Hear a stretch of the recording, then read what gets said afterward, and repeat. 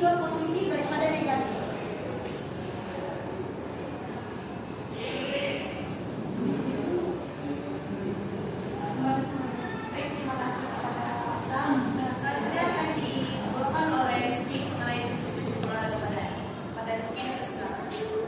Baiklah, terima kasih kepada moderator.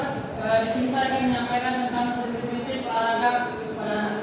Yang pertama itu adalah keselamatan, di mana kita harus memperhatikan tempat dan juga lingkungan latihan kepada seorang anak, serta kita sesuaikan dengan usia anak tersebut. Yang kedua itu adalah keselarasan dengan perkembangan fisik dan kognitif, di mana kita harus menyesuaikan latihan perkembangan dan kebutuhan anak sesuai dengan yang dia butuhkan. Yang ketiga itu ada kesenangan.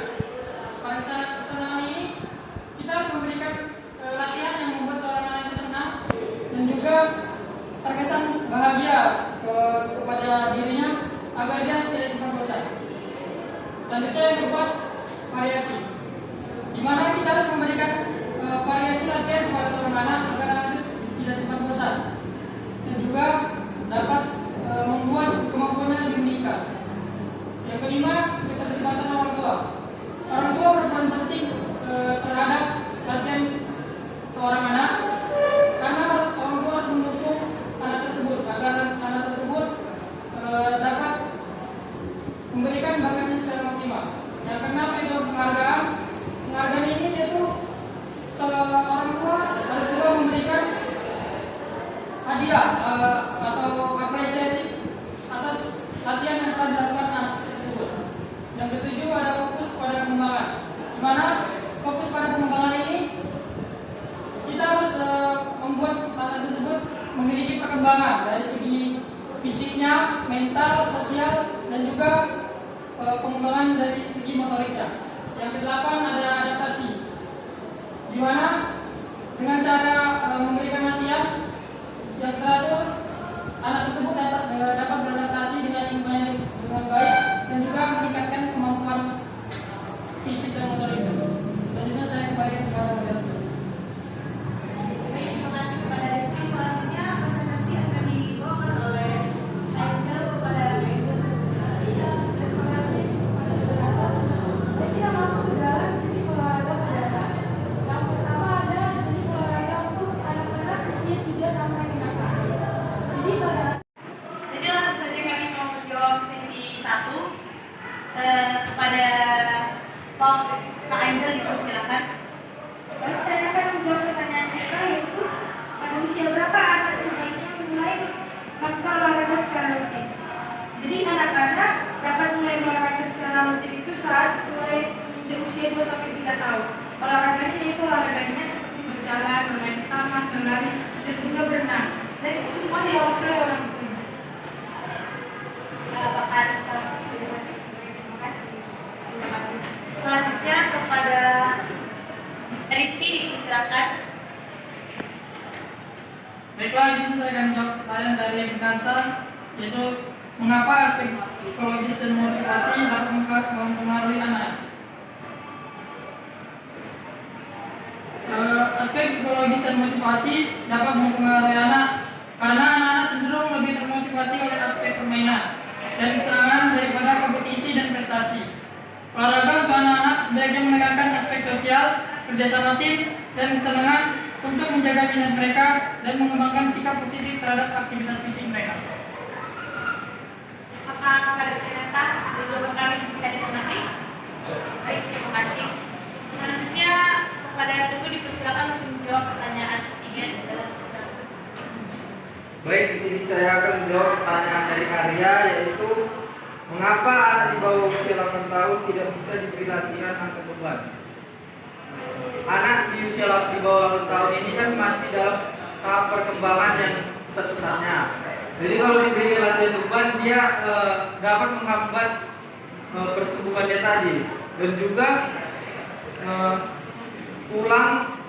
tulang anak ini masih terlalu rentan cedera karena masih tahap pertumbuhan dia masih lembek, belum mengeras secara sempurna. Dan juga otot pada anak ini kalau diberi latihan beban yang berat ini dia ada sering kram ataupun cedera karena kalau dengan intensitas yang tinggi otot anak itu belum bisa untuk latihan tersebut. Baik, kepada Arya, apakah sudah mengerti jawaban dari kami? Terima kasih. Nah, lalu kami akan membuka sesi kedua kepada teman-teman yang persilakan. Ya, kepada Najwa, silakan. Baik, terima kasih. Perkenalkan, nama saya Najwa Putri dari kelompok 1. Di sini saya akan bertanya, bagaimana orang tua itu membantu seorang anak untuk mengembangkan kebiasaan berolahraga, di mana zaman sekarang ini kan anak-anak itu lebih fokus pada gadget. Terima kasih. Baik, terima kasih. Apakah bisa diulang? Pelan-pelan. Bagaimana orang tua dapat membantu anak mereka untuk mengembangkan kebiasaan berolahraga, di mana sekarang kan kita ketahui bahwasanya anak-anak itu lebih fokus atau lebih suka untuk bermain gadget. Terima kasih.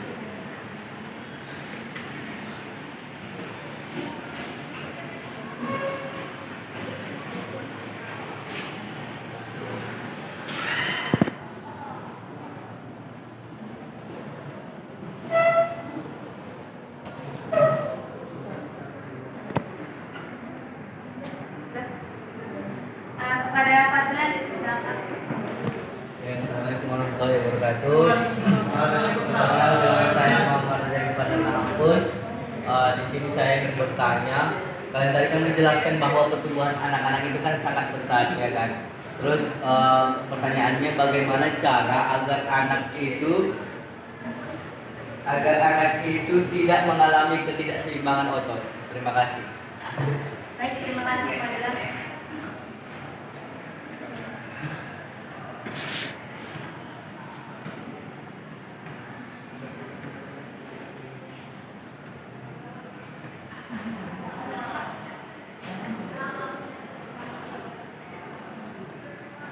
Selanjutnya kepada Monica, dipersilahkan. Perkenalkan, nama saya Monica sendiri dari kelompok 1. Izin mau bertanya pada kelompok mana? Pertanyaannya itu, apakah olahraga pada anak yang keterbatasan disamakan dengan anak yang memiliki kondisi normal? Baik, terima kasih Monica. Jadi beri kami waktu untuk menjawab pertanyaan dari sesi 2 ini. Terima kasih.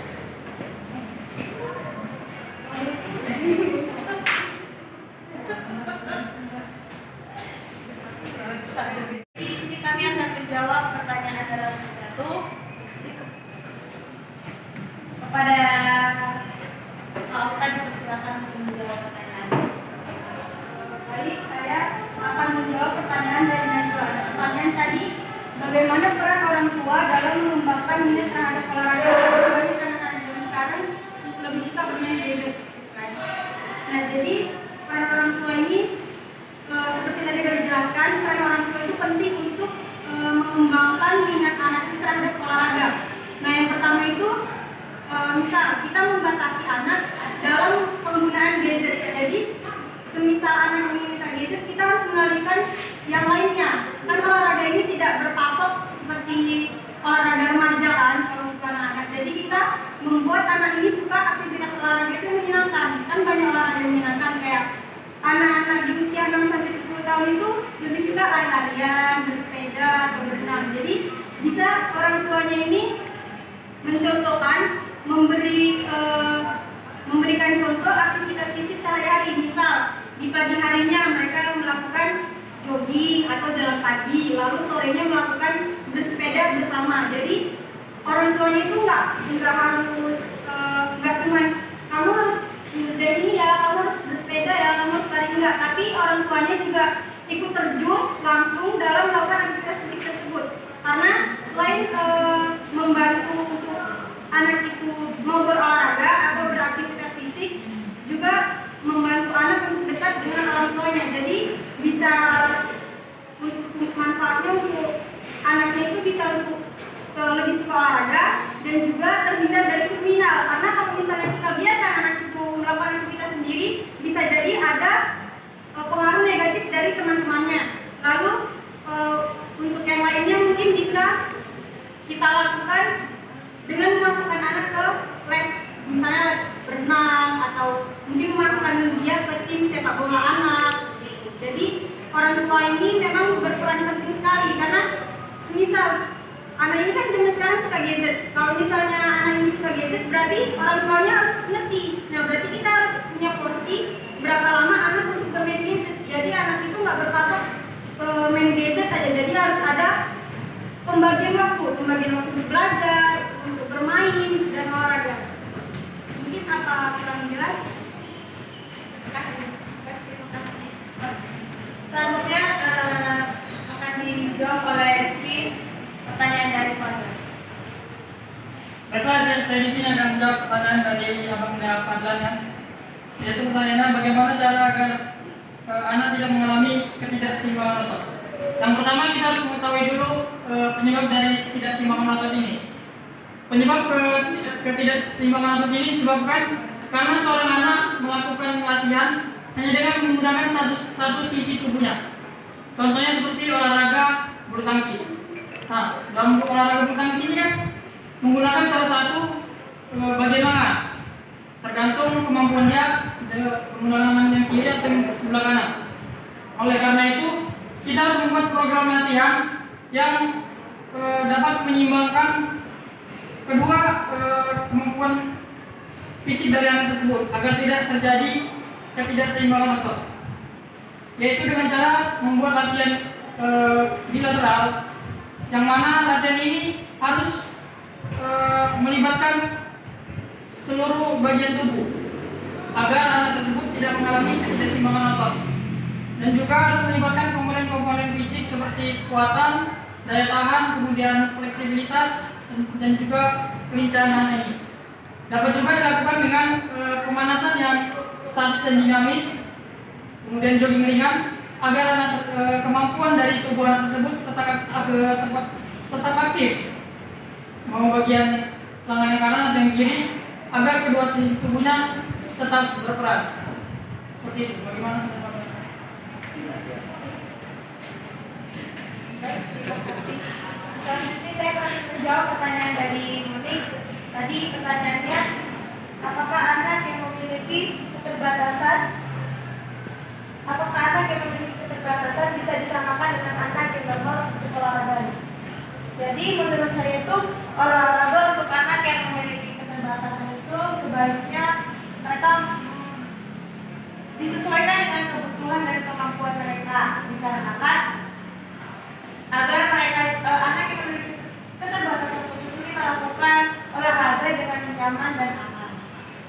Jadi kita tidak bisa menyamakan olahraganya karena kan pastinya kondisi fisik juga pasti berbeda dengan anak yang tidak memiliki keterbatasan. Nah, begitu dari saya.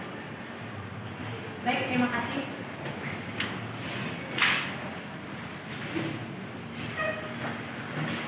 Sekian